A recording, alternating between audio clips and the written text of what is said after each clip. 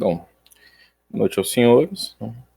Estamos aqui nesta segunda-feira, dia 26 de fevereiro. E vamos ter nossa reunião como estipulada sobre Hamlet, né, do William Shakespeare.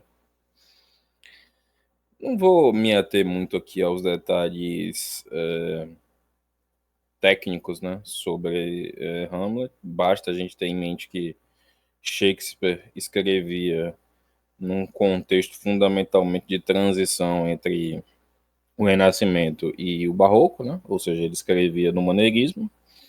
Então ele tem essa influência muito notória dos monstros, né? Por assim dizer, né? Dos intermédios, né? Dos fantasmas, né? Das almas penadas, né? De certa forma, essa influência maneirista segura um caráter muito purgatorial, né? Para a obra dele. Hamlet, em específico, é uma obra que foi escrita entre o século XVI e XVII, né? Em algum ponto em torno dessa virada dos dois séculos. E é a peça mais longa, né, do Shakespeare.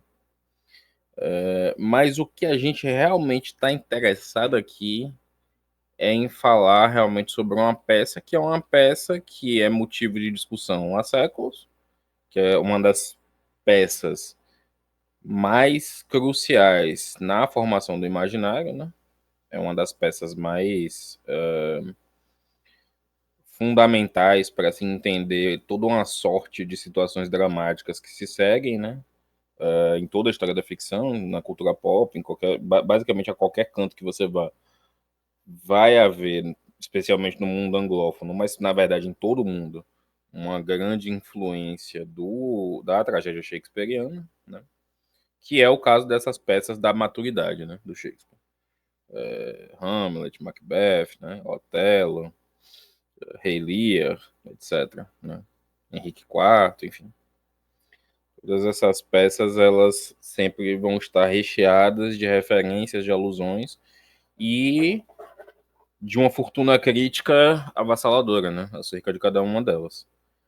Agora, falando especificamente do Hamlet, que talvez seja a peça mais quintessencial, né? Da obra do Shakespeare, é uma peça que notoriamente vem recebendo cada vez mais intérpretes nessa clave simbólica, que é a clave que mais interessa a nós. Até, inclusive, respondendo a uma velha dúvida que o Arthur uma vez submeteu e acabou que eu não. Acho que eu meio que esqueci mesmo de respondê-lo. Mas ele me perguntou, ele me pediu, na verdade, para comentar um pouco sobre os níveis de interpretação que Dante dá, né, para a arte, que Dante comenta. E isso é uma coisa que é interessante para a gente comentar e levar em conta a respeito dessa peça, porque é justamente o trato que o Martin Lins, um perennialista que vai escrever sobre a arte sagrada de Shakespeare, é o trato justamente que ele vai dar discutindo várias dimensões de suas peças, inclusive de Hamlet. E ele vai comentar sobre esses níveis de interpretação, né, que Dante dá, esses 4 níveis de interpretação, porque de fato a obra do Shakespeare não é uma obra que você possa dar conta. Martin Lins. Martin Lins. É uma obra que de fato você não consegue dar conta sem você levar múltiplos níveis de interpretação em consideração, né? Porque de fato a obra do Shakespeare, assim como esse aspecto intermediário do maneirismo aponta, ela é uma obra que está lidando com questões constantemente intermediárias, né? Está lidando com pontos de encontro entre vários aspectos. Então a gente vai ter que levar várias dessas coisas em conta, ainda que de uma maneira diferente do que Dante trataria, por exemplo, né? Porque na Divina Comédia você tem uma arquitetura de texto que favorece esses níveis de interpretação a serem melhor setorizados, né? Através da obra. Nesse sentido, você poderia dizer que a conformação da Divina Comédia ela está mais próxima dos grandes mistérios, né? Ainda que ela passe pelos pequenos mistérios, né? Nesse caso, os pequenos mistérios sendo o inferno e o purgatório, né? E os grandes mistérios o paraíso. dentro daquele contexto ali, você vai perceber que essa estrutura de exegese que ele propõe é mais facilmente organizável, né? Porque você consegue, pela própria estrutura do poema, localizar as correspondências entre cada nível de interpretação e entre cada estágio do poema, né? Então você tem uma organização mais zodiacal, né? Mais astrológica. Shakespeare, por outro lado, ele lida muito mais com problemas da natureza, né? Então a gente, no final das contas, vai lidar em Shakespeare com os símbolos misturados de uma maneira muito mais alquímica, né, do que propriamente astrológica. Então é como se você estivesse aplicando essa estrutura de exegese em obras que têm um caráter mais celestial e um caráter mais terrestre. Claro que, enfim, vocês entendem que eu estou me referindo a isso simplesmente a nível de organização, né? Eu simplesmente estou querendo delinear compreensões gerais para que a gente entenda e consiga dar forma a um caráter geral para cada uma dessas obras, né? E aí, quando o Dante fala sobre esses 4 níveis, ele vai segundo o próprio Martin Lins vai fazer alusão a isso, né? Dante ele diz assim: Dante menciona os diferentes significados de uma obra de arte: literal, alegórico, moral e anagógico, em uma ordem que sugere diretamente uma hierarquia, levando até o significado anagógico ou esotérico, que é o mais elevado. Então, na verdade, essa estrutura que o Dante propõe é uma estrutura de compreensão que ruma até o sentido simbólico e esotérico daquela obra. Você vai passar pelo sentido literal, você vai sempre passar pelo sentido alegórico, né? No sentido alegórico, você vai entender. Literal, não precisa explicar, né? O que é. No sentido alegórico, você vai entender as. É como se fosse um pé no lago dos mistérios, mas só numa dimensão de pequenos mistérios, né? Porque você vai entender as alusões, né? Você vai entender os sentidos gramaticais, né? As figuras de linguagem, etc.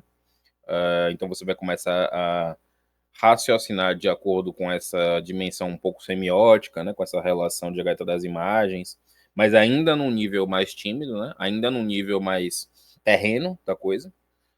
Você vai entender a compreensão moral, né? Então você vai tentar entender quais são os dilemas morais que são lidados, que são passados naquela obra, ou a mensagem moral, ou a falta dela. E por fim você vai entender qual que é a dimensão verdadeiramente simbólica e, portanto, celestial, né? Qual é que é a dimensão eterna daquela obra.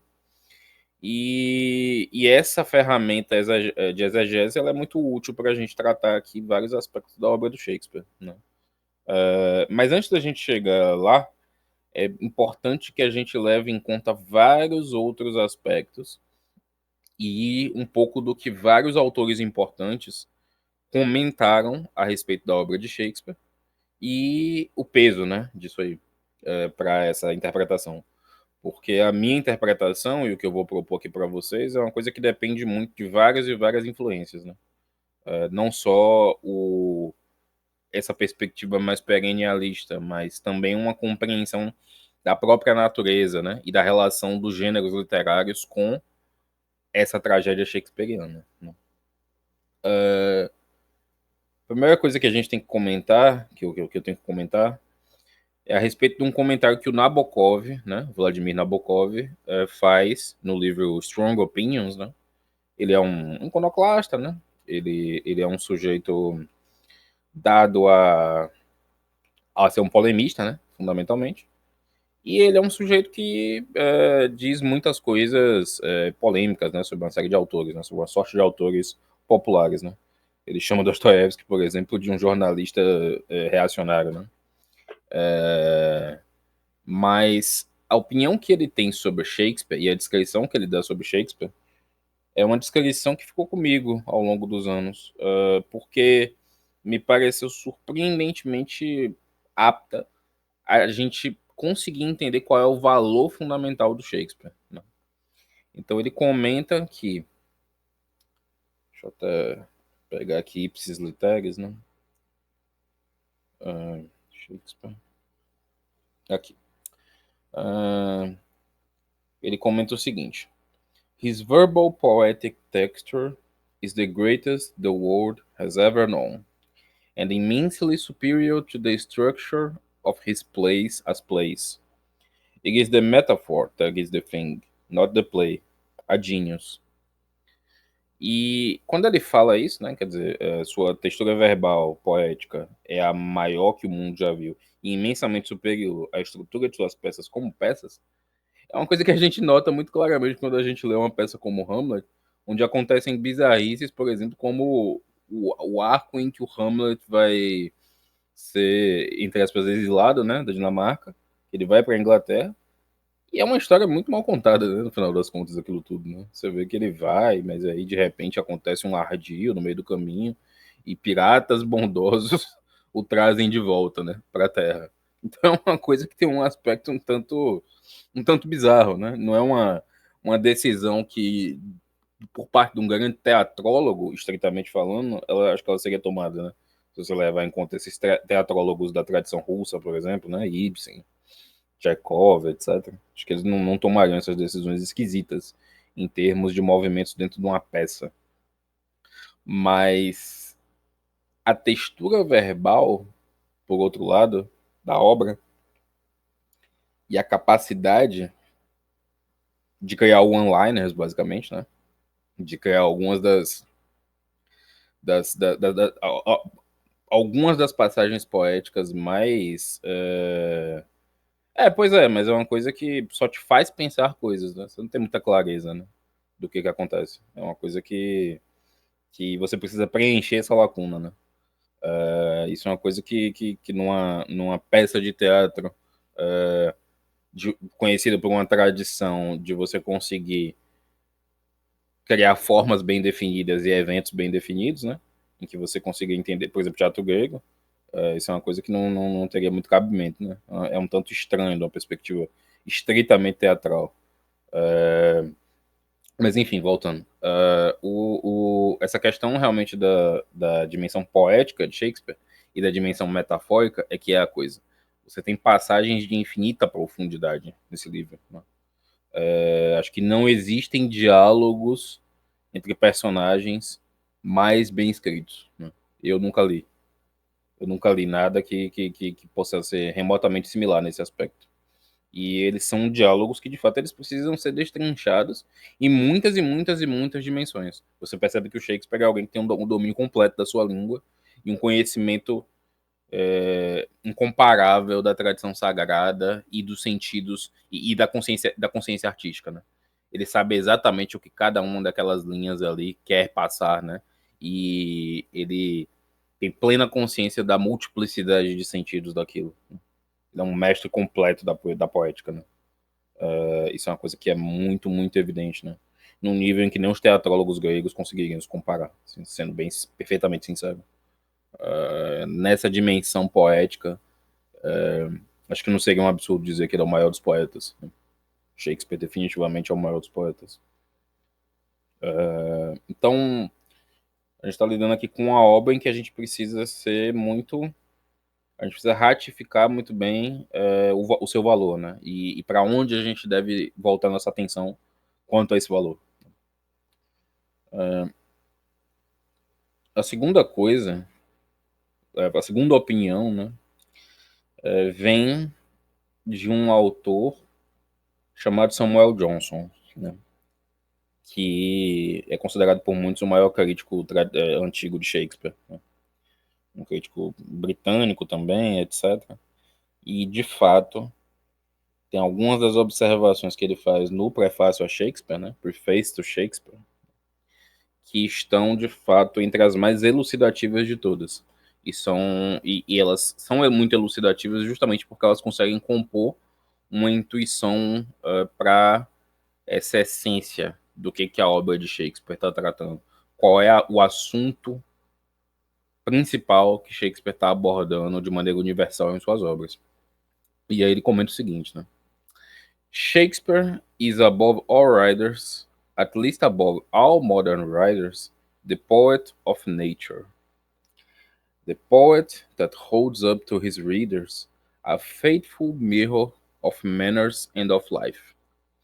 His characters are not modified by the customs of particular places and practices by the rest of the world. by the peculiarities of studies or professions, which can operate but upon small numbers, or by the accidents of transient fashions or temporary opinions. They are the genuine progeny of common humanity, such as the world will always supply and observation will always find. His persons act and speak by the influence of those general passions and principles by which all minds are agitated, and the whole system of life is continued in motion. In the writings of other poets, a character is too often an individual. In those of Shakespeare, it is commonly a species. É a passagem aqui para quem quiser lê-la de fato. Então, o que ele está narrando aqui é que o assunto principal da obra de Shakespeare é a natureza, né? Ou seja, é o trato dado à humanidade, não numa dimensão específica, mas numa dimensão universal. Então, toda vez que Shakespeare está explorando ali seus personagens, não à toa Shakespeare é considerado, por exemplo, o maior dos psicólogos, talvez, né? Porque de fato você consegue achar basicamente, praticamente qualquer sutileza da psicologia humana no gamut da obra de Shakespeare, né? No montante total. Você consegue encontrar qualquer aspecto. Você consegue encontrar razões, motivos ulteriores, sem precedentes quase, né? De investigação. Justamente porque Shakespeare vai lidar com uma natureza confrontada com um absurdo, né? Ele vai lidar justamente com um momento de cisão entre as coisas desse mundo e as coisas do outro mundo, né? Então ele vai lidar justamente com uma natureza que está em queda, né? Ele vai lidar com a natureza em queda. Ele vai lidar com a natureza distanciada da religião, né? Então ele vai lidar basicamente com a natureza em horror. É o estado pleno da consciência da natureza desse horror. Do horror que se esconde por baixo do mundo moderno, né? É o autor que vai lidar com essa condição da natureza, com essa condição aterradora da natureza. E nesse sentido, essa é a base trágica sobre a qual sua obra se constrói. Aí em seguida, uma outra passagem marcante do Samuel Johnson vai dizer o seguinte, né? Shakespeare's plays are not, in the rigorous and critical sense, either tragedies or comedies, but compositions of a distinct kind, exhibiting the real state of sublunary nature, which partakes of good and evil, joy and sorrow, mingled with endless variety of proportion and innumerable modes of combination, and expressing the course of the world, in which the loss of one is the gain of another, in which at the same time the reveler is the hating to his wine, and the mourner burying his friend, in which the malignity of one is sometimes defeated by the frolic of another, and many mischiefs and many benefits are done and hindered without design. Então você vê que essas descrições que o Johnson dá para a condição do Shakespeare lidam muito justamente com essa condição que a gente vai reverter para as nossas compreensões alquímicas. A gente vai buscar esse referente alquímico, que é como se você estivesse lidando com a natureza de mercurial distanciada do seu enxofre, né? Então você vai ver o mercúrio atuando, a substância, né, atuando sem forma, né, sem o propósito, né, sem seu propósito devido. Ela vai estar lidando translocada, né? Ela vai estar lidando sem o princípio primeiro que consiga administrá-la, né? Sem a mão de Deus modelando o barro, basicamente. Então você vai lidar com todas as disformias da natureza, né? Você vai lidar com todas as aberrações da natureza, com todos os monstros da natureza. Essa é a condição essencial para a gente entender o que está acontecendo minimamente em suas peças.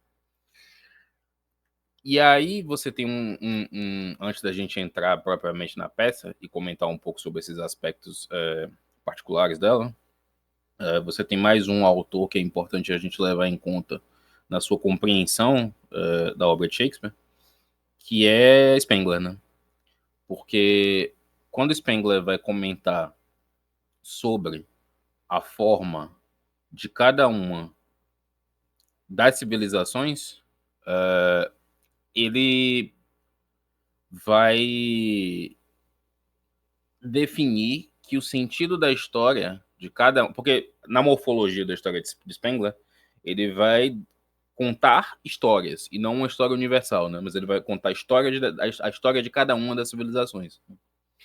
Então a civilização apolínea, por exemplo, seria a civilização clássica, né? A civilização dos gregos e romanos. E para essa história, para a história da civilização clássica, você tem uma morfologia, você tem uma forma, você tem um sentido. E ele vai falar que a tragédia de cada uma dessas civilizações é o que define o espírito daquela civilização. É uma síntese, né? Formal do sentido daquela civilização, da teleologia daquela civilização.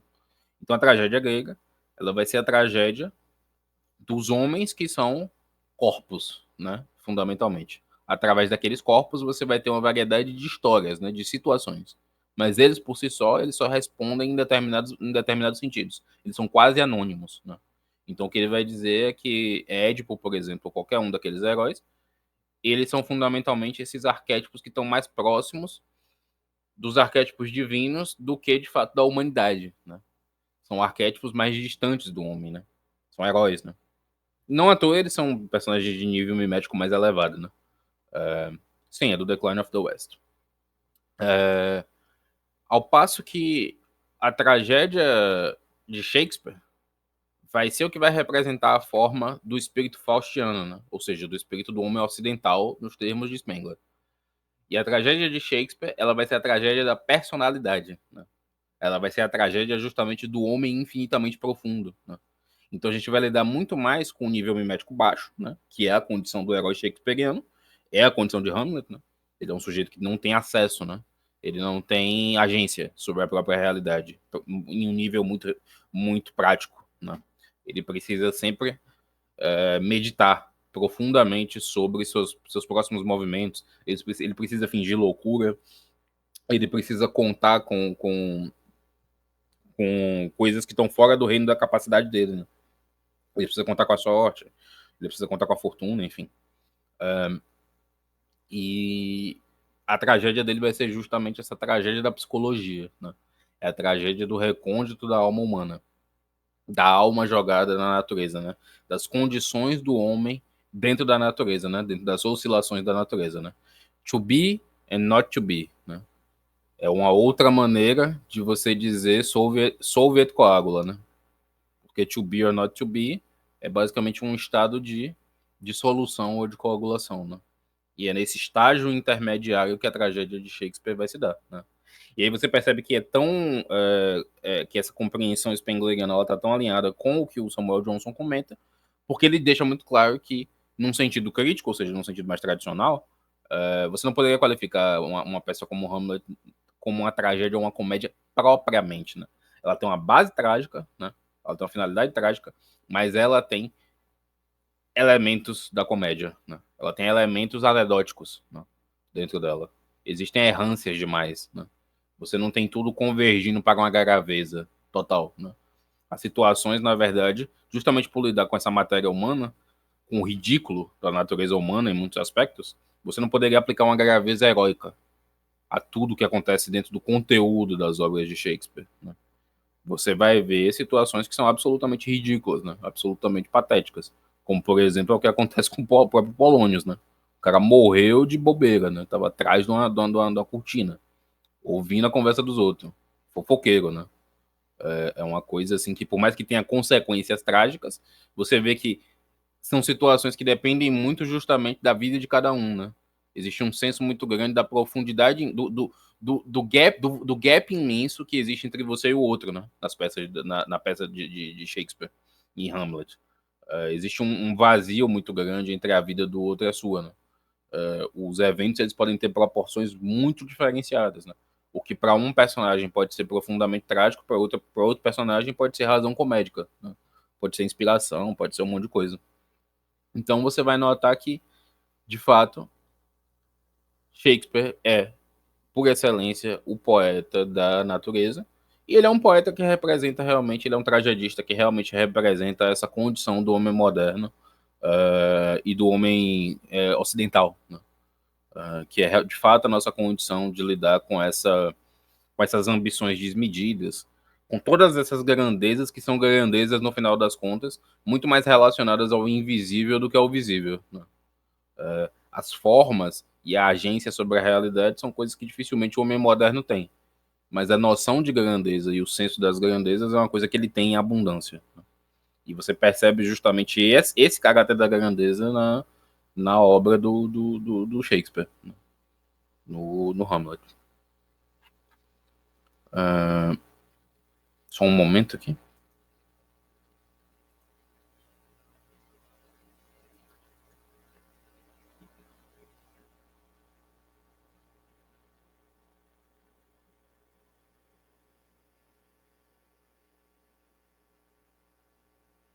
Pode, porque você tem na Odisseia um precursor da influência da comédia, né? Muito mais do que da tragédia. Então, a Odisseia, ela de fato, ela lida muito mais com essas características dúplices, né? Com essas errâncias. Até porque o Odisseu, como eu falei na última aula, é um herói que está no estágio intermediário, né? Ele não pode ser caracterizado nem como um herói celestial, nem como um herói terrestre, né? Então ele é um herói que vive sob as condições errantes da natureza, né? Ele é um herói que vive em errâncias. Ele tem uma jornada cheia dessas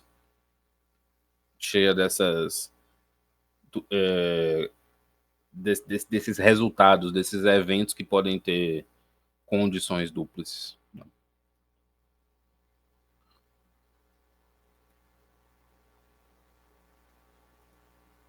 Bom, mas vamos lá, porque eu não quero desviar de Shakespeare, né, para falar de Homero. Vamos focar aqui. O... Agora tratando propriamente da peça, né, propriamente de Hamlet. A gente vê. Tem uma série de passagens. Eu acho que como a peça, ela, apesar dela não ser, evidentemente, uma peça grande, ela é uma peça de alta fertilidade em termos de eventos, de passagens, etc. Então acho que a gente pode ir perpassando aqui, dando um overview em relação aos eventos mais cruciais, né? Em relação às passagens mais chave. Né?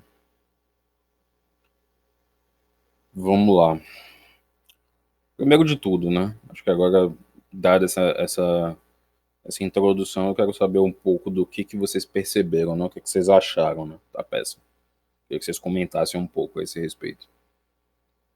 Vai quem quiser primeiro, mas por favor, é interessante que vocês deem esse input até para a gente ir observando esses diversos pontos, né, possíveis de observação, os pontos mais importantes.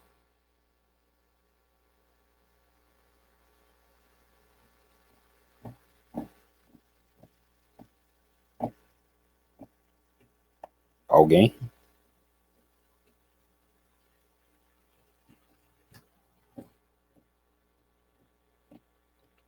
Manifestem-se.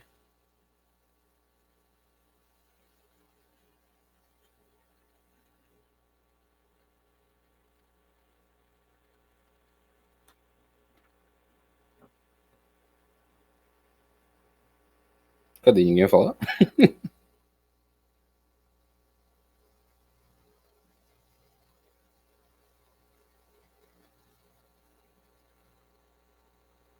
Não, eu tô pedindo para vocês colocarem os inputs, né, de vocês sobre a peça. O que é que vocês acharam, o que é que vocês perceberam da peça. E depois eu faço minhas observações principais, né? Ó, pra mim, Perguntar. essa é a melhor peça que eu já li, assim, disparado.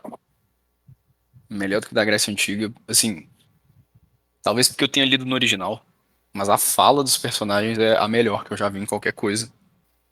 Disparado. Disparado.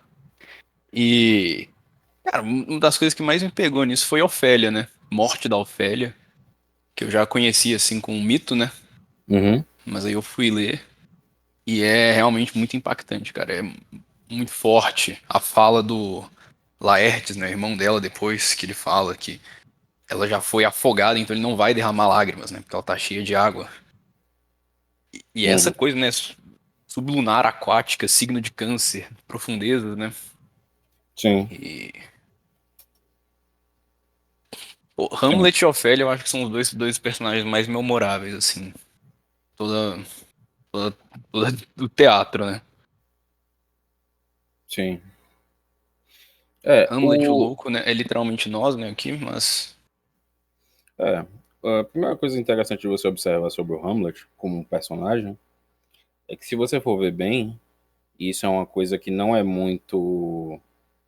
É uma coisa que quem teve de fato a percepção mais clara sobre isso das leituras que eu vi a respeito de Hamlet foi essa peça, essa obra do Martin Lins, né, da Arte Sagrada, porque é uma coisa que eu acho que fica muito mais clara a um conhecimento formalizado em cima dos pressupostos tradicionais, que é o que acontece com o Hamlet no começo da peça, a revelação do fantasma. Ela é fundamentalmente uma revelação que cria e que torna o Hamlet alguém de uma experiência profundamente mística. E essa experiência mística, ela torna a experiência do Hamlet um tanto, ela modela o destino do Hamlet numa via um tanto quanto sacerdotal, né? Você pode observar, por exemplo, que a primeira parte da peça, o Hamlet, ele comenta, inclusive, né? De fato, isso é uma passagem que ele fala que ele viu, que ele sentia que tinha algo acontecendo de errado com a Dinamarca pela visão que ele tinha do olho da mente, né? O olho da mente, essa visão da mente, seria análoga à visão do terceiro olho, né? Das tradições orientais, né? Seria a visão dessa realidade suprassensorial, né? A visão da, relação, da realidade que começa a compreender que a realidade material ela é coordenada pelos mistérios sobrenaturais. Então você vê que quando que o Hamlet é alguém de profunda consciência, né? Ele é alguém de profunda devoção, no final das contas, à virtude e à razão. Então ele é um sujeito nesse sentido de uma espetacularidade de caráter sem precedentes. Agora, no momento em que ele recebe essa revelação do fantasma, isso que é interessante. É quando ele começa, quando ele é como se o mundo dele naquele momento, a partir do momento em que ele viu o invisível, porque você vê um fantasma e você vê o invisível, né? Então, no momento em que você tem a experiência de ver o invisível, você se torna alguém que dificilmente vai conseguir se adequar à condição, ao status quo social, porque você vai começar a ver que todos os referentes do outro mundo, né? Todos os referentes da eternidade, em relação com essa natureza demoníaca que ele está testemunhando na frente dele, estão em completo desacordo, né? Estão em completa desarmonia. Então ele vai começar a ver os papéis dos personagens e dos arquétipos profundamente invertidos, né? De acordo com o seu grau de proximidade ou de distanciamento com a realidade eterna. Então perceba que, por exemplo, quando ele vê o Polônios pela primeira vez, né? O Polônios é aquele típico funcionário burocrático, né? Só que em tudo em Shakespeare, você não vai ver simplesmente um aspecto demoníaco ou ridicularizável, né? De um personagem, da natureza de um personagem. Você vai ver aquele aspecto em mais dimensões. Então você vai ver o Polônio sendo capaz de dar conselhos bons para a filha dele, né? De querer preservar a virtude da filha dele, etc e tal. Que existe algum tipo de virtude, que existe algum tipo de razão de ser para aquele personagem, para aquele homem. Mas ele está ocupando um espaço no cosmos que é fundamentalmente corrupto, né? Inclusive, quando o Hamlet encontra com ele, ele pergunta, né? Você sabe quem sou, né, príncipe? E ele fala, sure, you are a fishmonger. Fishmonger seria algo como chamar o cara de cafetão, né? Em termos arcaicos. Então, o Hamlet, ele, no momento em que ele tem esse despertar, essa abertura do terceiro olho, por assim dizer, ele começa a ver que existe uma desordem social e que os papéis das castas originais, eles estão completamente invertidos, né? Então o rei, ele não é rei. E além de tudo, e isso aqui é a sacada, é o pulo do gato para você entender como que acontece esse processo de, entre aspas, enlouquecimento do Hamlet, que é uma coisa profundamente consciente da parte dele, é que o Hamlet ele começa a enxergar aquela realidade de uma perspectiva simbólica, né? Então é como se na compreensão anagógica da obra, Hamlet ele fosse um personagem que ele só conseguisse atribuir a partir daquele momento o sentido simbólico, ou seja, o sentido essencial àquelas personagens. Então ele não consegue mais, por exemplo, lidar com a Ofélia em termos de relação amorosa, né? Porque o papel dele, o cumprimento do dever dele nesse momento, se dá justamente numa orientação rumo a um papel sacerdotal, rumo a um papel da razão. Então a submissão dele à razão é tal que ele passa a entender a Ofélia como um símbolo do feminino. Ele entende a Ofélia como um símbolo da natureza, né?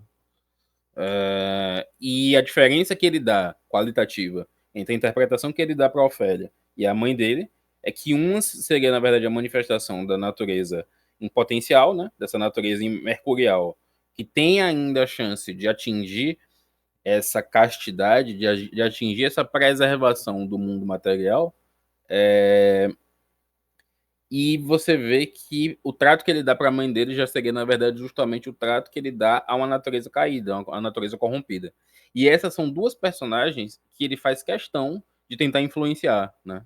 Através da razão dele, através das ideias e através da perspectiva que ele tem daquele microcosmo. Então o Hamlet, ele começa a tratar aquelas personagens como se elas fossem essa matéria-prima mercurial a ser moldada, né? Então ele está cumprindo até, e aí a gente tem que levar em conta os movimentos da peça, para a gente entender o que está acontecendo, até o momento em que ele mata o Polônios, né, que é na grande cena central da obra, né, que é a cena no quarto com a mãe. Até aquele momento, o Hamlet está exercendo um papel sulfúrico. Né? Ele está exercendo esse masculino modelador. Ele está tentando modelar a natureza do feminino. Ele está tentando criar um terreno favorável para que ele consiga extirpar o pecado que está poluindo completamente aquela natureza, né? Conseguir limpar os vestígios, matar a serpente, né? Então ele precisa dominar o Mercúrio dentro daquele contexto. Então você vê que todas as ações dele são intempestivamente voltadas para esse assassinato da cobra, né? Para esse assassinato da serpente, para domar essa natureza revoltosa, essa natureza corrompida, né? Porque e você percebe que a natureza ela, de fato está corrompida e que a gente começa cada vez mais a entender na obra toda essa grandeza que é a queda da natureza em relação à graça divina, em relação ao céu, que isso se dá em uma diversidade de falas, né? Inclusive entre as passagens principais, né? Existem mais coisas entre o céu e a terra, a graça, do que supõe a nossa a sua vã filosofia, né? E estar entre o céu e a terra é justamente essa condição que é atribuída a ele, né? Estar entre o céu e a terra é justamente esse papel de mediador que é atribuído a ele. Inclusive, o Martin Lins, quando ele fala do papel do rei, do fantasma do rei, ele atribui o papel do fantasma do rei ao papel de alguém que é essencialmente uma alma no purgatório. Né?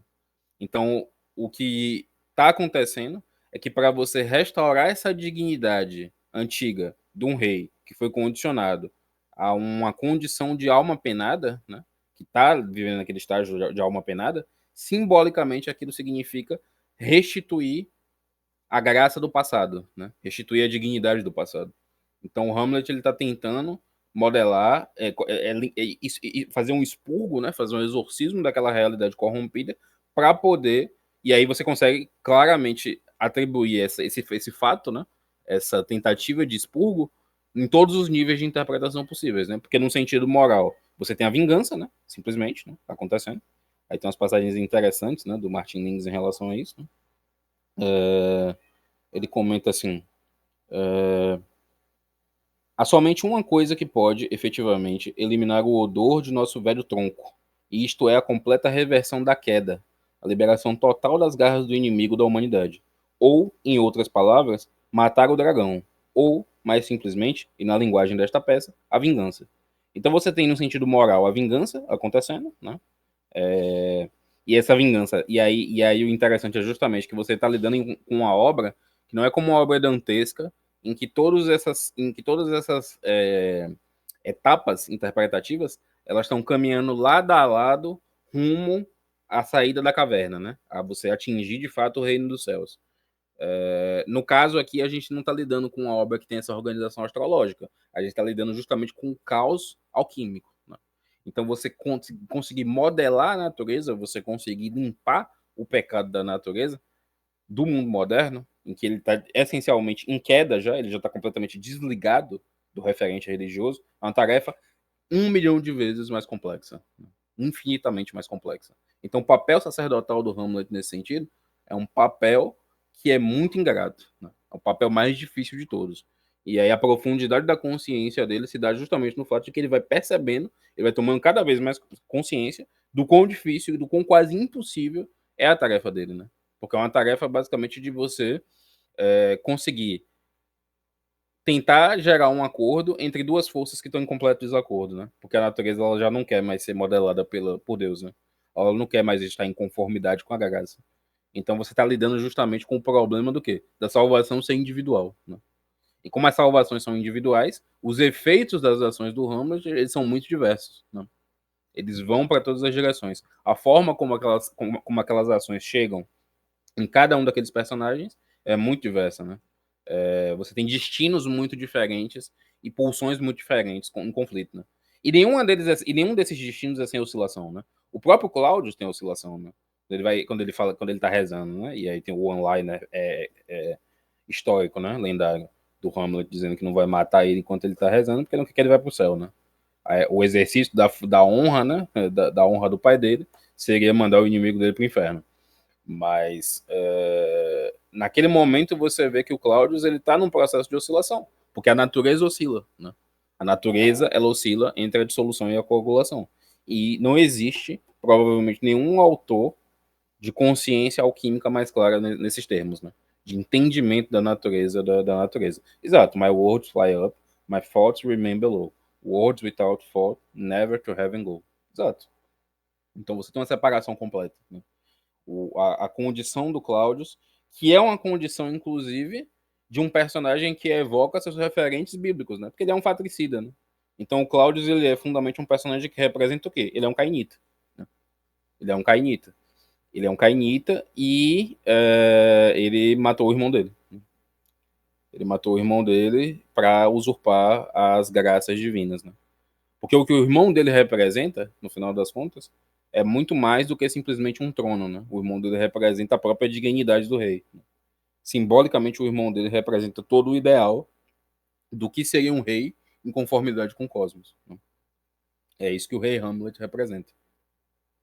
E o interessante é que as interpretações possíveis, por a dimensão mais enigmática da obra do Shakespeare, como o rei Hamlet poder ser, de fato, uma espécie de sinapse cognitiva do próprio Hamlet, né? Não existe nenhuma obrigação causal dentro da obra, porque você tem esse extracampo, né? Ele, de fato, ele pode ser uma visão, por assim dizer. Mas é uma visão que orienta para a ordem, né? É uma visão, nevertheless, oriunda do terceiro olho, né? Do olho da mente. Inversão da ordem é tamanha que a serpente senta no trono e deixa incesto com a rainha. Sim, exato. Exato. E aí o incesto com a rainha é o que garante a corrupção da natureza, né? E o veneno mata todo mundo. Sim, exato. Exatamente. É por envenenamento que todos matam. E o veneno, nesse contexto, mostra como, em desacordo, a natureza ela vai ser devorada pela razão, né? Porque se você for ver bem, a conclusão da obra é o efeito colateral dos planos maliciosos de todos os personagens, né? Então você tem uma dissolução completa com base na racionalidade, no final das contas, né? Todos os planos que eles intencionam para matar o outro, para poder sabotar o outro, para poder envenenar o outro, o tiro acaba saindo pela culatra, né? Toda aquela realidade é dissolvida, né? Todo mundo morre no final. Justamente por causa dessa astúcia da razão, né? Você vê a astúcia da razão purgando, né? Aquela realidade do pecado. Todo mundo vai cair, todo mundo vai ser dissolvido. E aí você tem, enfim, a consolidação dessa vontade divina, né? A consolidação da justiça divina, né? Aí você tem, né? Várias passagens interessantes por parte do Martin Lins, né? Comentando essas coisas. Ele fala que, por exemplo, Este cultivo e esta proteção são os ritos e disciplinas dos pequenos mistérios, a via da purificação do pecado original e a recuperação, através desse meio, do estado edênico do homem. Esta completa reversão da queda é, precisamente, o que é indicado pelo significado mais profundo da peça, não só pela vingança, mas também pela honra, cujo simbolismo está ligado ao da vingança. Sem vingança não há honra. Para o homem de entendimento, a aflição subhumana do homem decaído é o estado de desonra global. Então isso é muito interessante isso aqui que ele fala, é, porque todo mundo na peça tem nomes latinos? Não certo. Acho que a influência latina em Shakespeare é abundante, né? Tá em toda parte, né? Inclusive na forma como os atos terminam, né? Aquele exeunt, né? Isso são referências latinas, né? Tudo isso. Tem muito a ver com a herança genética mesmo, né? Daquela intelectualidade, né? Tem muito a ver com a herança genética também da cristandade, né? Também do mundo cristão, né? Da racionalidade medieval, né? Porque é um estado intermediário que o maneirismo se encontra, né? Entre esses ecos, né? Do mundo medieval, da cristandade. Não saberia dizer por que em específico nessa peça você tem tantos nomes latinos, mas isso acontece em toda a obra do Shakespeare. Então, acho que é seguro dizer que isso tem muito mais a ver com as influências mesmo que ele absorve, né? Isso aí tem em qualquer peça do Shakespeare, não só Hamlet. Fortinbras não é um motivo obscuro, não, porque Fortinbras, ele representa basicamente o que o príncipe, o símbolo do príncipe que qualitativamente é próprio do papel que ele deve exercer, né? Ele é um príncipe, de fato, né? Porque o Hamlet, no final das contas, ele exerce um papel muito mais sacerdotal, né? Do que um papel de príncipe. Ah, como assim mandar o louco pra Inglaterra? Então, pra mim, eu não vejo nenhum sentido profundo nisso, sinceramente. Não vejo nada obscuro por trás disso, não. Acho que são só os movimentos da peça mesmo.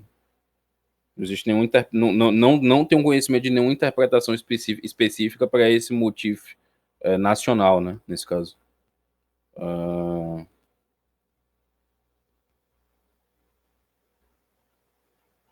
Agora, vocês podem falar, né? Também, né?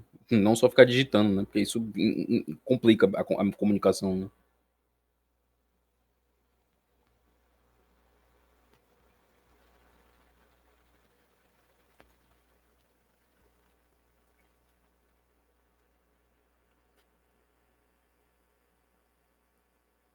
Aí você tem aqui outras passagens interessantes, né? O bastante de qualquer forma para nos fazer até mesmo esquecer por um momento que a vingança não é cristã, né? Esse é um ponto muito interessante, é isso que eu estou tentando falar aqui há algum tempo. Que você tem que entender que essas dimensões, né? A dimensão simbólica, né? A dimensão anagógica e a dimensão moral, dimensão alegórica, etc., elas não estão necessariamente em acordo nessa obra. Porque você vai ver, na verdade, justamente uma tensão entre elas. Porque se você for pensar bem, o destino moral, o sentido cristão do destino moral desses personagens, ele não assegura que nenhum deles vai para o céu, né? Ele não assegura que nenhum deles vai ter um destino beático, né? Então a realidade simbólica, ela está agindo de acordo com a vontade dela, mas a salvação é individual, né? E como a salvação é individual, você vai ver que esses personagens eles vão ter cada um uma abordagem muito específica do que eles entendem como sendo o exercício da virtude dentro daquele contexto, né? Como que vai ser esse detox, né? Dentro do contexto de uma realidade corrompida, de uma realidade putrefata, né? Então o destino de Ofélia, por exemplo, é um destino que tem várias complicações, né? É um destino que exerce virtude, que é oriunda de um destino, de uma intencionalidade virtuosa, mas é um destino que exerce fundamentalmente um papel beático. O final da história dela é um final muito complicado porque ela se suicidou, né? Ela se suicidou. Então você não tem como exatamente intuir que é através daquilo, que é através do choque, né? Que é através do expurgo do pecado daquela realidade, que o pecado daquele macrocosmo, ele vai produzir resultados puramente beáticos, né? Porque a salvação, novamente, é individual, né? Então o livre-arbítrio ele é sempre levado em conta na tensão que o Shakespeare queria. O indivíduo, ele sempre carrega e ele sempre gera tensões muito dolorosas quase na narrativa, né? Você não consegue fazer um esquema onde você fala, então isso aqui quer dizer que os personagens eles foram levados ao reino do céu porque o pecado foi extirpado. Não. Não necessariamente. Aí o interessante justamente da trajetória do Shakespeare, do Shakespeare o quê? Do Hamlet, dentro desse contexto, é que o Hamlet, ele vai ser um personagem que ele vai ter consciência do pecado que ele cometeu, né? Então você pode dizer que a primeira parte da peça é a parte onde ele está exercendo através da loucura esse papel de influência sacerdotal naquela realidade, né? Esse papel sulfúrico, né? De moldar os planos, de moldar as realidades, os espíritos femininos. E depois disso, ele mesmo vai ter um evento disruptivo complicado, né? Porque ele vai cometer um assassinato que não vai ser um assassinato justo, vai ser um assassinato oriundo dessa loucura, que é uma loucura instrumental para outros propósitos, né? Ele acabou cometendo um pecado como se fosse simplesmente um efeito colateral. E aí você vai ver o tamanho da confusão que é essa natureza em o conflito entre a natureza e o divino, né? O conflito entre o mundo material como ele é, entre o veneno, né, que escorre, né, que permeia as naturezas todas, que corrompe a visão, que nubla a visão, que enlouquece o homem, em relação ao papel beático que ele deveria cumprir, né? Em relação à virtude. Então você vai ver que na segunda parte, Hamlet ele já está num processo muito mais dissolutivo, né, dele mesmo. Porque ele vai começar a tomar consciência, inclusive cada vez mais, do próprio destino, né? Quando ele vai ver o Fortinbras, por exemplo, ele vai tomar consciência desse destino, né? Que ele tá com o propósito dele muito abalado, né? Que o propósito dele não tá bem cumprido. Você poderia dizer, por exemplo, que a viagem dele, né, até a Inglaterra, é um processo onde ele vai passar por essas errâncias, né? Tal qual Odisseu, né?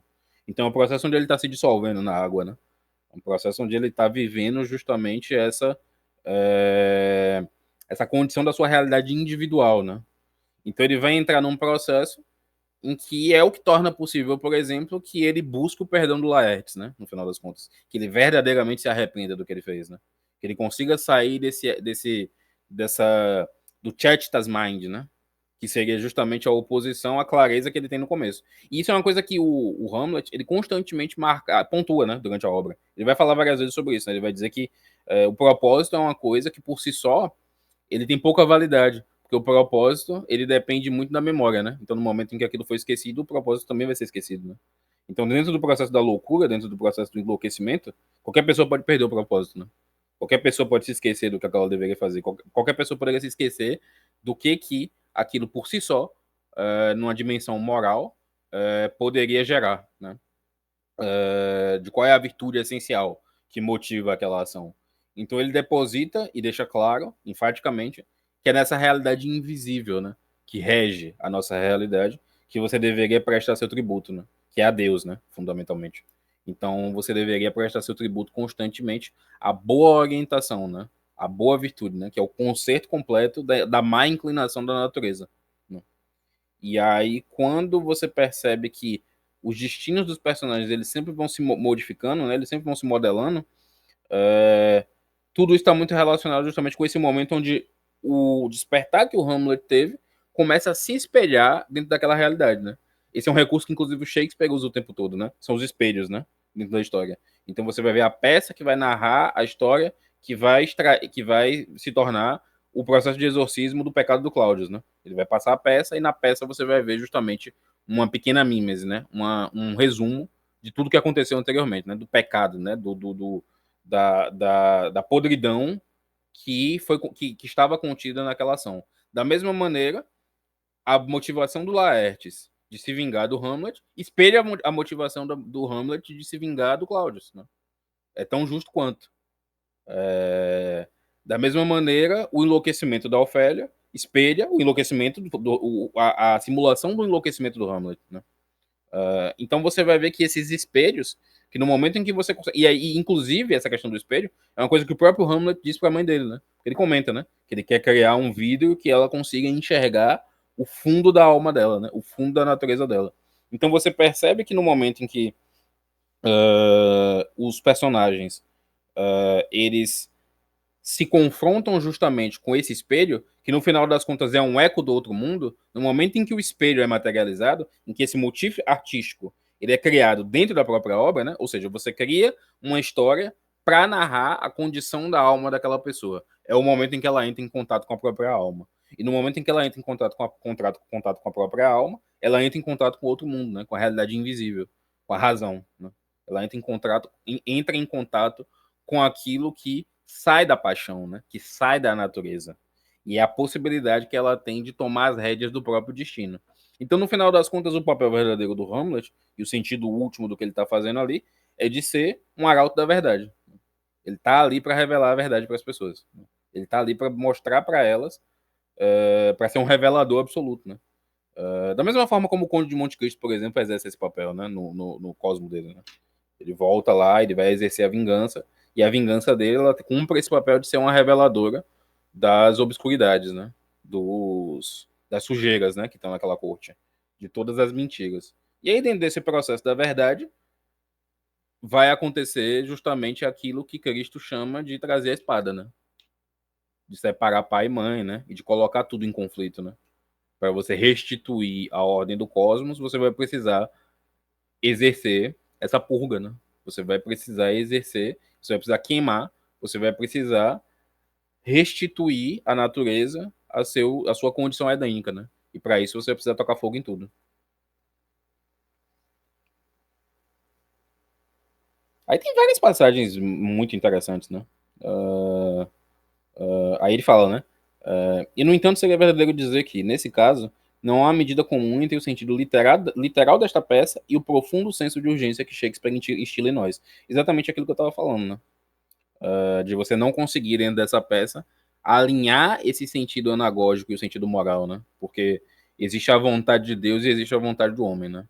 Então, como Shakespeare ele é o profeta, o poeta da natureza, ele vai respeitar o livre-arbítrio e as tensões que existem dentro da sua poética até o último segundo, né? Até as últimas consequências. Enquanto estamos no teatro, não estamos longe do sentimento de que a vingança é a coisa mais importante do mundo. E estamos certos, pois nada é mais importante e, de fato, nada mais cristão do que aquilo que a vingança representa aqui. Então, você vê que é muito importante você sempre ter consciência dos níveis diferentes de simbologia que estão por trás da peça, né? Dos níveis diferentes do que aquilo quer representar.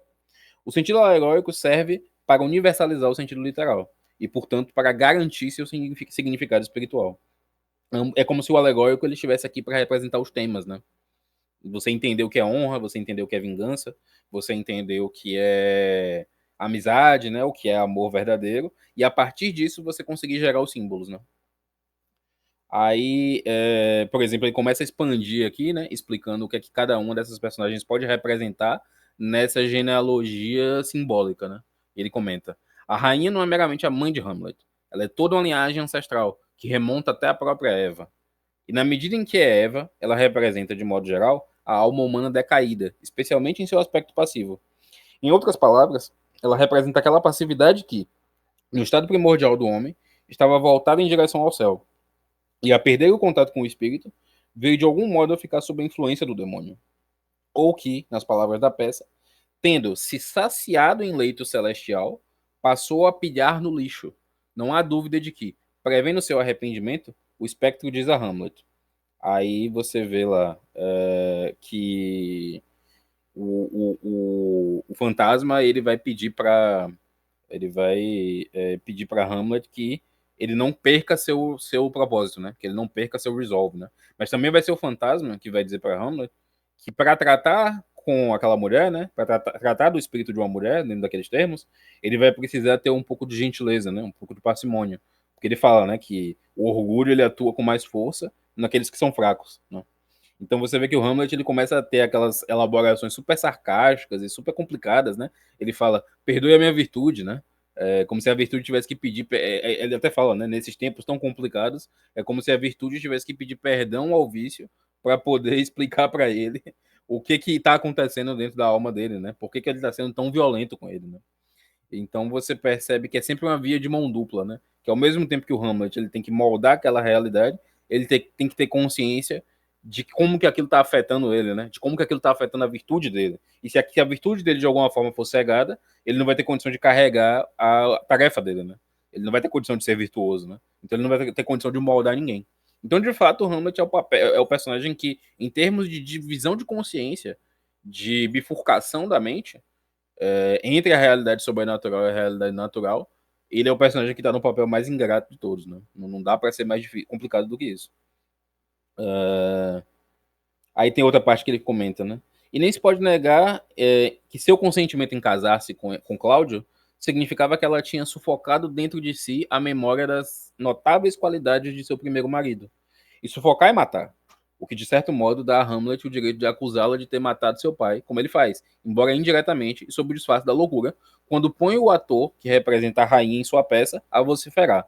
Aí tem aquela passagem, né, na peça que passa para eles, que o ator, que a atriz, né, da rainha, o ator no caso, diz que no segundo marido deixa-me ser amaldiçoada. Ninguém se casa com o segundo sem matar o primeiro. Né? E de fato é isso que ela faz, né? Efetivamente. Ela de fato sufoca a imagem do primeiro marido, que é o representante não só da virtude do rei, como o representante de um sacramento. Né? Você vai ver que em Hamlet, os sacramentos eles são constantemente rompidos, né?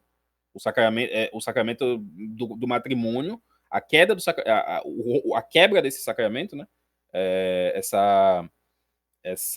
E mesmo que não seja uma quebra burocrática, uma quebra efetiva na realidade, é uma quebra espiritual, né? Porque a rainha, no fundo, ela tá traindo o próprio propósito dela, né? Ela tá traindo, de fato, o que ela pensa intimamente, né? Ela tá traindo a virtude dela.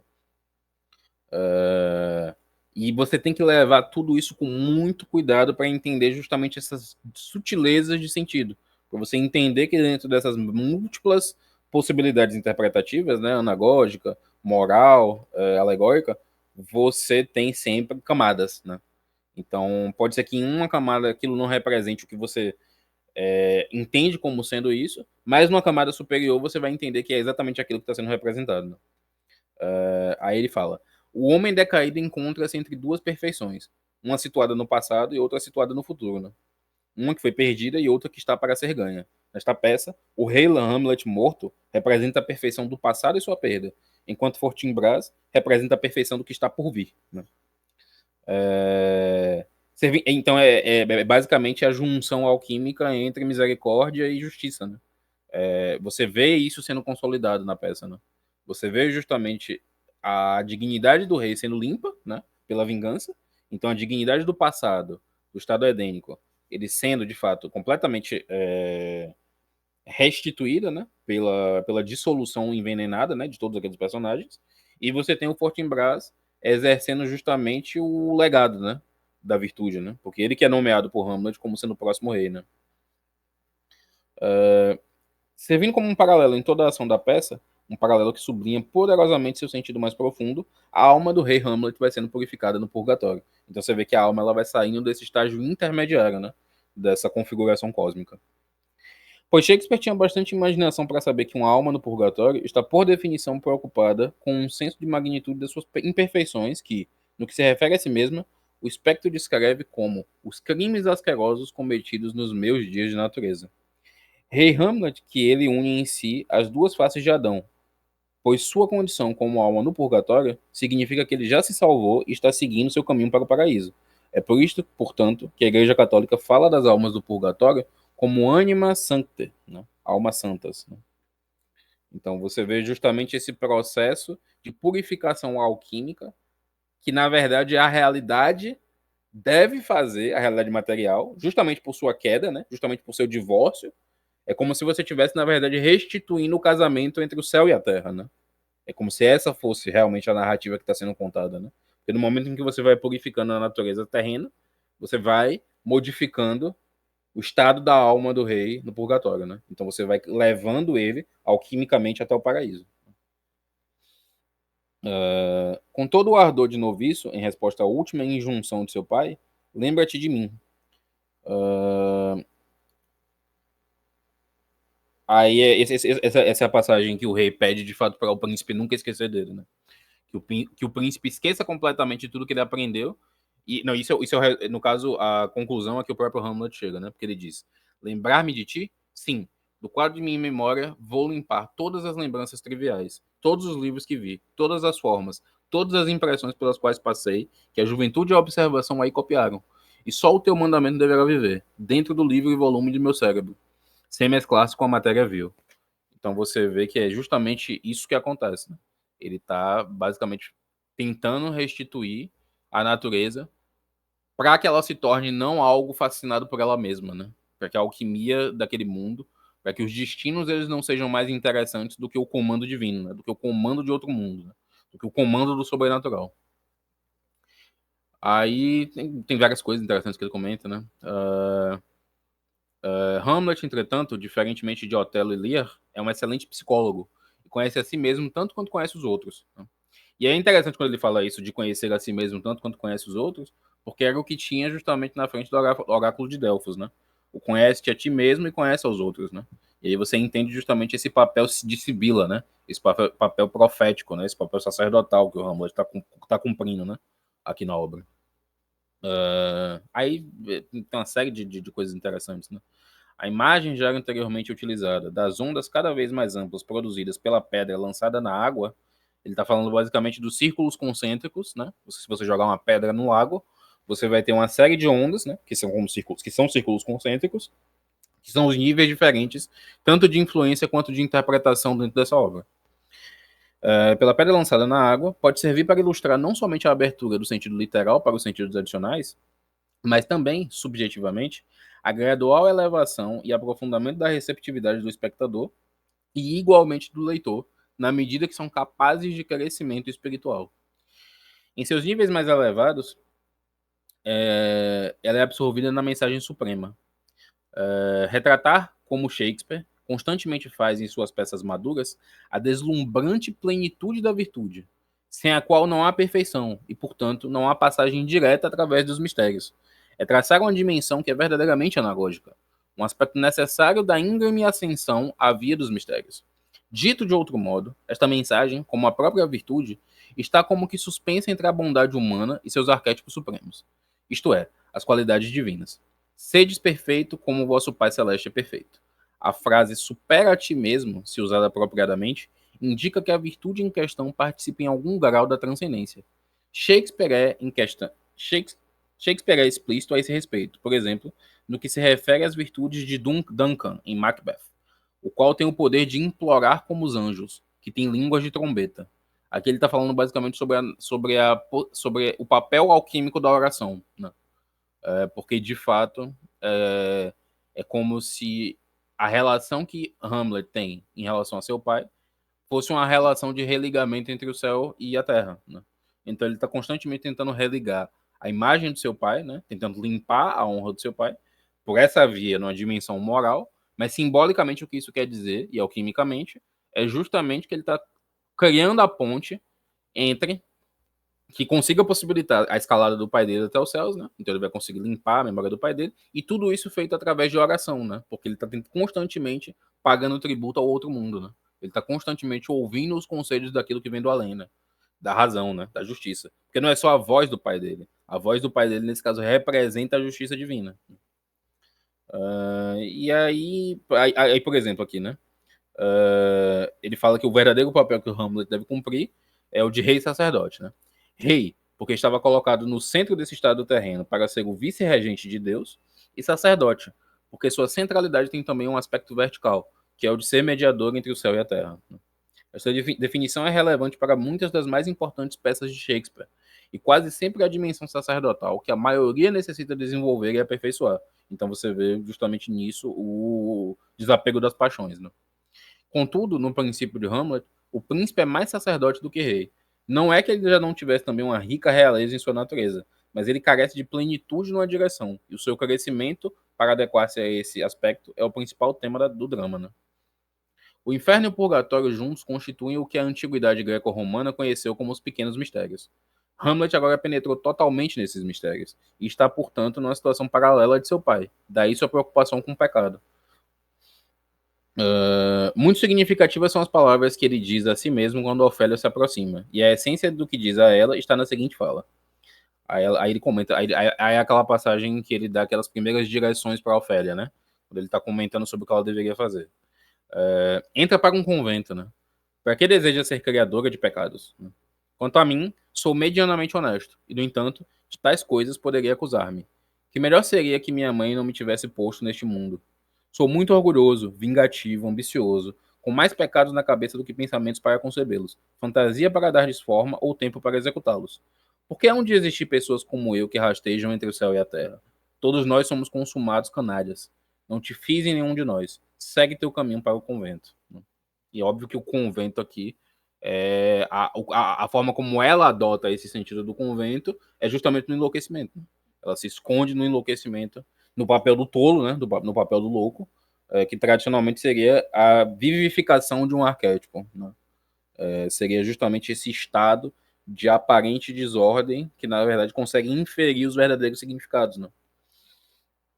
O que a mística denomina a descida aos infernos, isto é, a descoberta de inclinações pecaminosas na alma, até então desconhecidas, algumas vezes toma a forma de uma verdadeira consumação dos pecados em questão, como acontece, por exemplo, com Ângelo, em Medida por Medida, e com Leontes, em Conto de Inverno.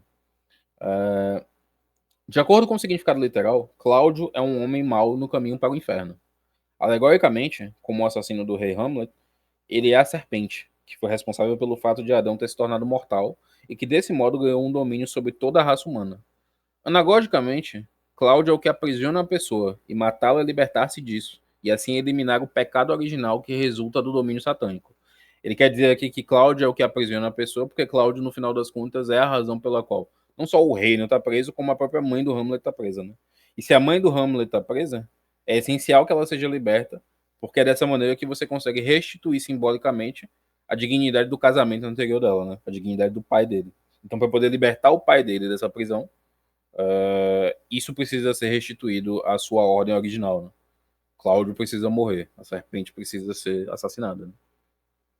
Agora, no homem Cláudio, para voltar ao significado literal, a maldade oscila um pouco. E aí entra em todas aquelas questões da cena de oração, que ele participa, etc. Aí tem uma série de coisas a mais que ele comenta. Eu só vou comentar uma última parte, antes da gente conseguir finalizar aqui, mais ou menos. Duas coisas, na verdade, né? Que na primeira parte, Hamlet está desenvolvendo justamente essa dimensão da razão. Né? Antes dele entrar em contato com a mãe, ele tá desenvolvendo justamente a influência da consciência racional dele. Depois ele precisa desenvolver o coração dele, né? Que seria de fato o que vai levar ele às vias de concluir seu destino.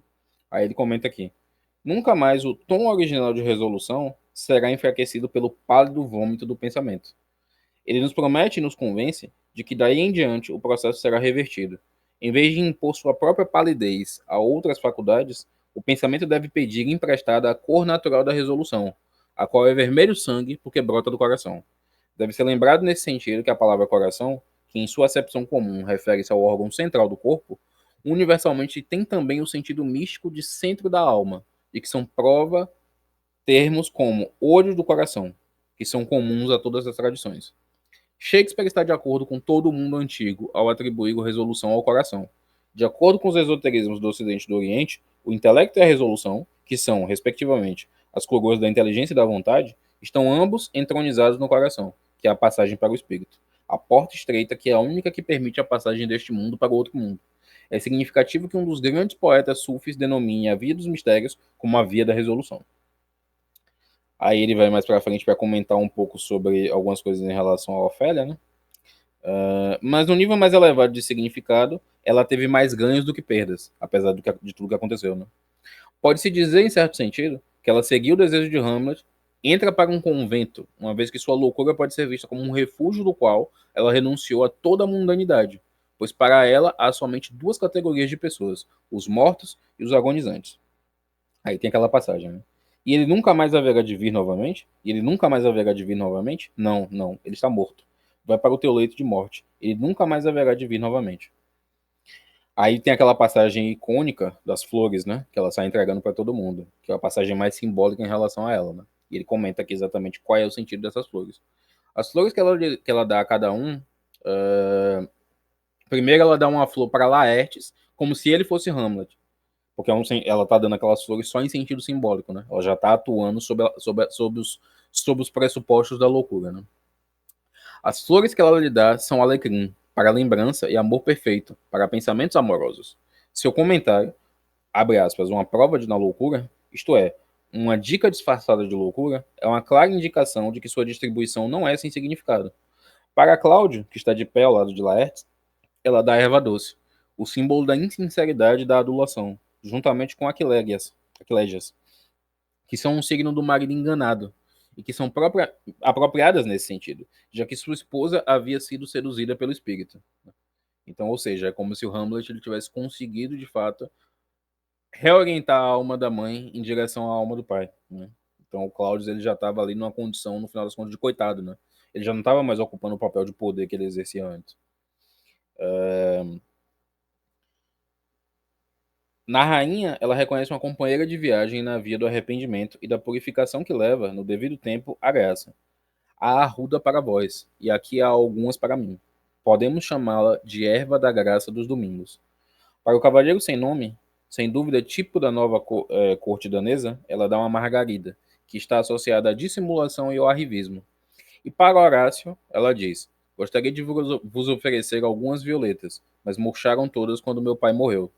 A violeta é a flor da fidelidade, né? E Horácio, obviamente, é o grande amigo de Hamlet, né? O mais fiel de todos, ele e Marcelo.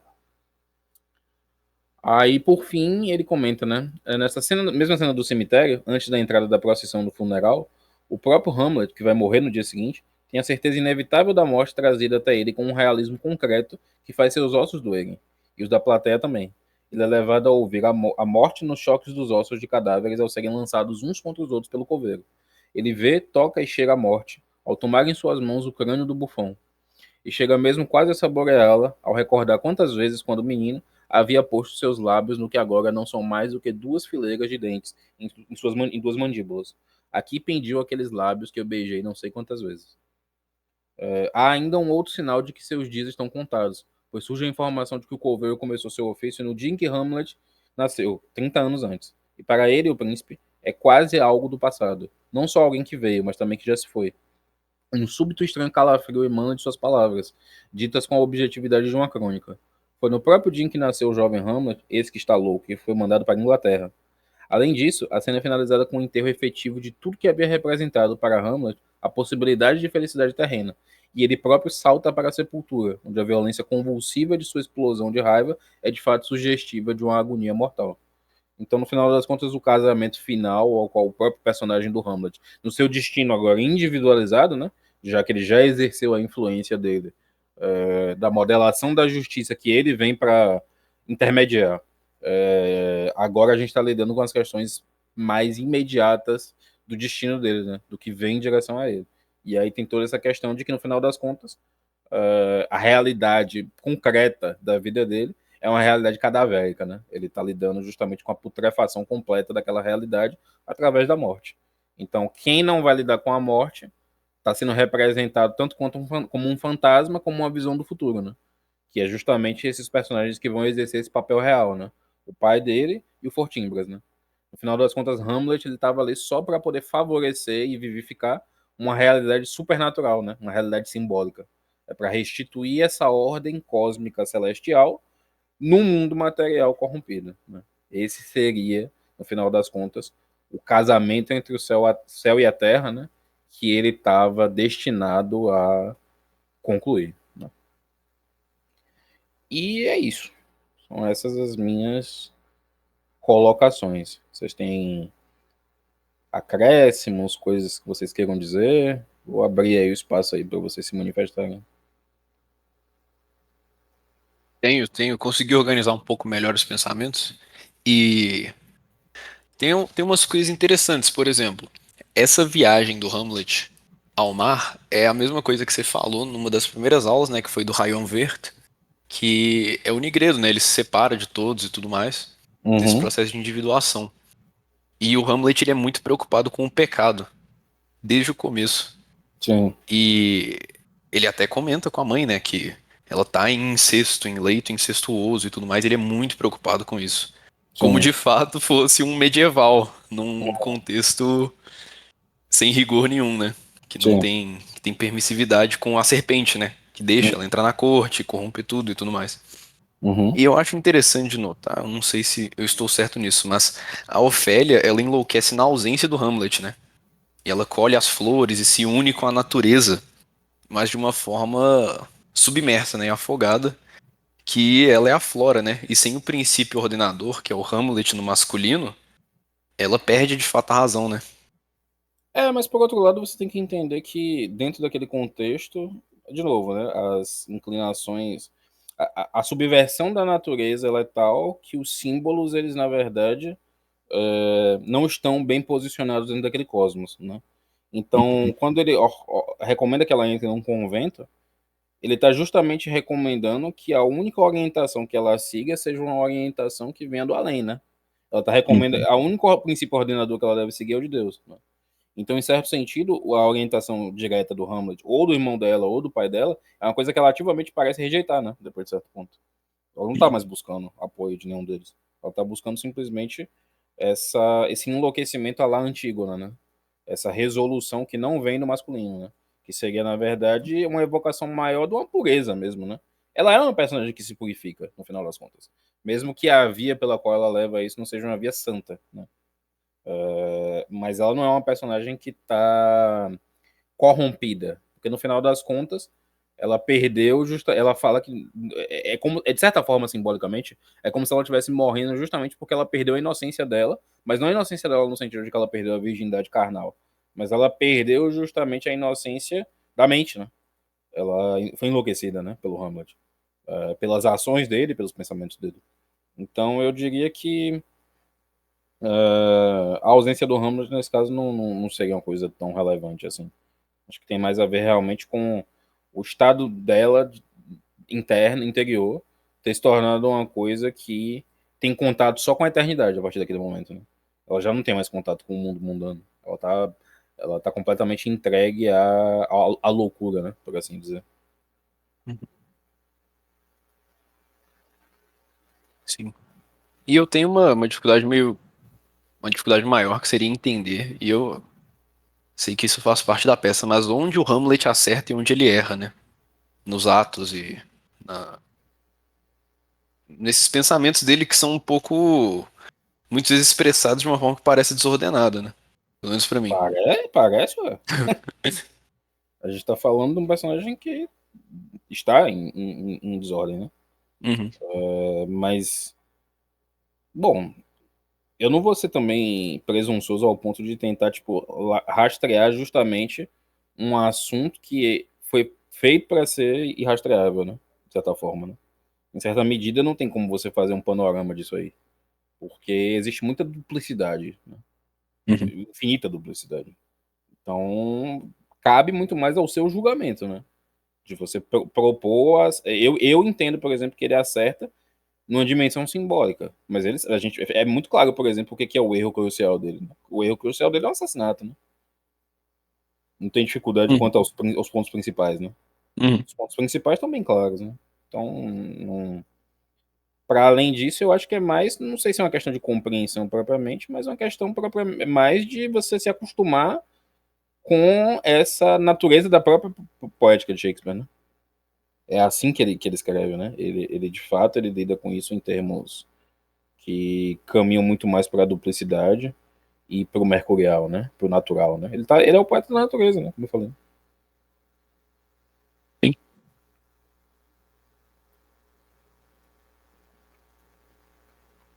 Alguém mais tem suas considerações a fazer sobre a obra?